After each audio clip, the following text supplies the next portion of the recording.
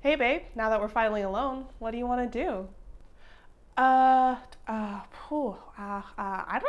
don't know. What do you want to do?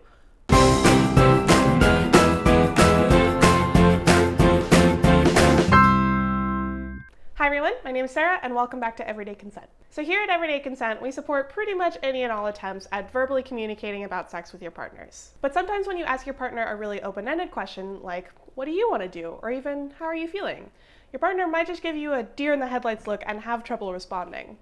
Maybe you've even had that reaction before yourself. One common reason for this is that many people are not used to putting their desires into words, so a really broad question can be intimidating and hard to answer. A person might have trouble narrowing down everything that they're feeling into one simple answer. So all they can think to say is, I don't know, I want to do the sex stuff with you. Do you want to do the sex stuff? Or even if they do have a specific answer, they might be afraid to share it without knowing a little bit more about what you're into. If all you've asked is, what do you want to do? They might be afraid of saying something like, I want to wear a purple tutu while you put 2 fingers in my butt, slap my left butt cheek, and call me Aunt Sally, since that might be a little too much at first and might scare you off. So while there's certainly nothing wrong with asking open-ended questions, and they can be really useful in some cases, sometimes it's more useful to try more specific questions or suggestions. May I take your shirt off? Or should I grab a condom? Are a lot easier questions to answer than, what do you want to do? And, is this a good speed? Would you like me to go faster or slower? Would you like me to use another finger? Are all easier questions to answer than, how does this feel? While we're making our questions more specific, it's worth noting that there are different ways to ask specific questions. The most common way that people think of is directly asking permission. So that would be things like, can I kiss you? Can I take your bra off? Can you go down on me? Or, may I take your pants off? May I kiss your neck? May I lick your butthole? Would it be alright if I touch you here? Would it be alright if I came inside you? That sort of thing.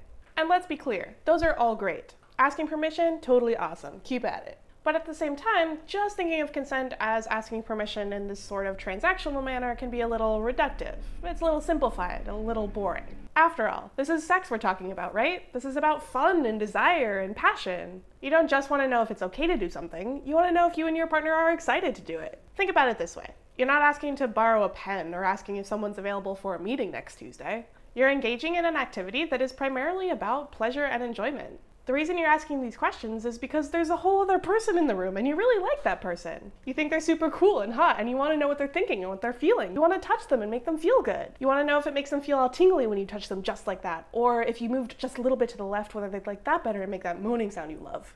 So instead of thinking about asking questions in terms of permission, it can be useful to think of it in terms of desire. I'm currently taking a training where we've been told to frame consent as inviting desire. You're sharing your own desires and then inviting your partner to join in on those desires with you or to share their own. This leads us to 2 more ways to ask specific questions. There's asking about your partner's desire, like saying, would you like it if I kissed you?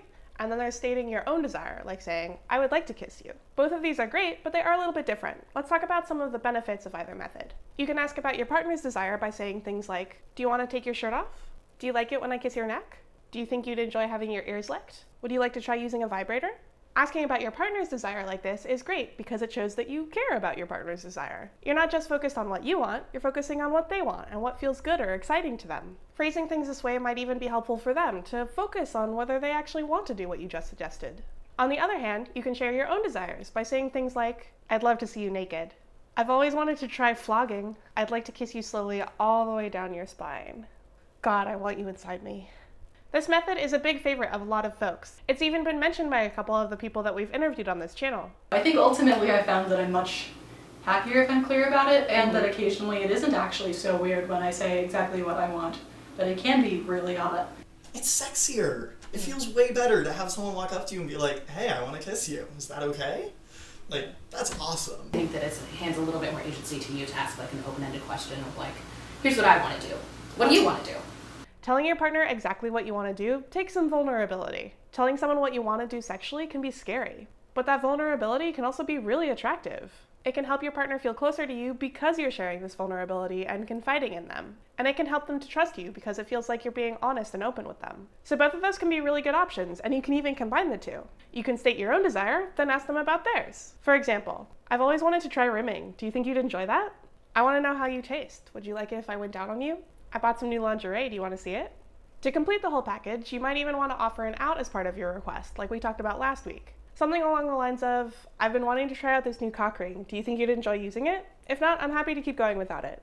So anyway, it might be a little difficult to try to come up with specific questions like these in the heat of the moment. But if you do have some idea of what you want to do, you might as well share that with your partner rather than expecting them to do all the creative work. And if you're totally lost, hopefully this video has given you some good ideas to start with. Also, I'd just like to reiterate that though I've addressed some pros and cons of different methods, all of them are good options. This discussion is really just to get the juices flowing and to help you think about what might work well for you in different situations. Let me know down in the comments if this was helpful or if you have any more great suggestions. Or you can always email me at everydayconsent@gmail.com. If you like this video, please click that like button, and if you want to see more from me, don't forget to subscribe. Happy consenting, folks. I'll see you next week. It's because it's real life, Jessi.